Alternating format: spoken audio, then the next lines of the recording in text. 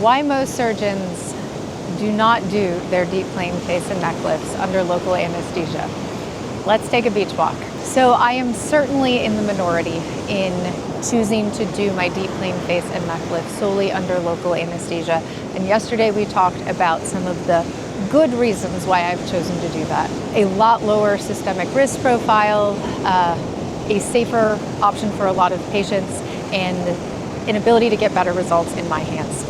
Today, let's talk about why most people choose not to do it if there's all these good reasons. The number one reason most people do their facelifts under sedation or general anesthesia is because they've always been done that way, and that's how we train. Nobody is training at academic centers on doing face and neck lifts under local because traditionally that's not how they're done.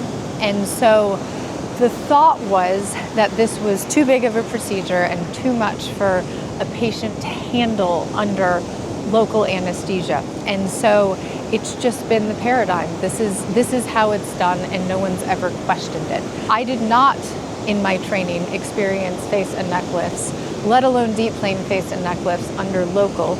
It simply came out of my experience and in offering patients more advanced procedures under local that I realized with technique modifications in my hands, I was able to perform a deep plane face and neck lift safely and comfortably. So it's simply the paradigm why people don't do it, and they weren't trained that way. Number two, there is also this mindset that cosmetic surgery patients go to sleep. They don't want to be bothered with anything. You just put them to sleep so they don't have to worry about it. And it was almost this paternal taking care of patients sort of opinion that, oh, no, we can't possibly, have them feel or hear or know anything. And so, yes, we're going to make the decision that it's worth them having this significant anesthetic exposure in order to save them the trouble, essentially. Which leads to number three, that doing this procedure under local is significantly more difficult for the surgeon, because when you do a procedure under general, you don't have to worry about the patient at all. That's the anesthesiologist's problem, and the patient isn't awake and talking to you, and they're not knowing what's going on.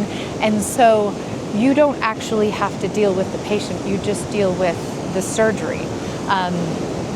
Yes, that's nice, but is that the best thing for the patients? I don't mind. I don't mind dealing with patients. I don't mind that I may have to talk to a patient, or that I may have to deal with somebody who's having some back pain or has to use the bathroom. I have talked multiple times that I budget bathroom breaks into the procedure at natural breaks in the procedure when everything is closed and it's safe to get up and move around, because it's that important to do it in a way that's safe and easy and comfortable for the patient. And if you need a bathroom break sooner, or your back is bothering me, or your hip hurts, or who knows what it is, you tell me and we take care of it.